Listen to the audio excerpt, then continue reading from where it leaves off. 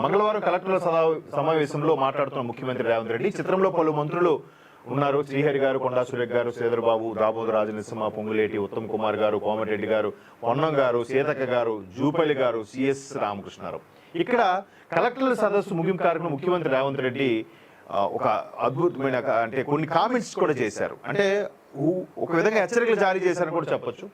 అనర్హులకు లబ్ధి చేకూరకుండా చర్యలు అంటే అర్హులకైతే ఇవ్వండి, ఏ పథకమైనా పింఛన్ పథకాలు లాంటివి ఏవైనా కూడా ప్రతిదానికి కూడా ఆధార్కో లేకపోతే దేనికో లింక్ చేయడం వల్ల వాళ్ళకి అర్హులా కాదా. ఫర్ ఎగ్జాంపుల్ ఒకరికి పింఛన్ వస్తుంది అనుకుందాం, తీరా చూస్తే వాడి పేరు మీద ఒక సొంత ఇల్లు, తర్వాత ఒక భూమి, ఇవన్నీ ఉన్నాయనుకోండి. అప్పుడు మరి వాడు అర్హుడు ఎలా అవుతాడు? అవ్వడుగా, వాడికి అవకాశం ఉందిగా.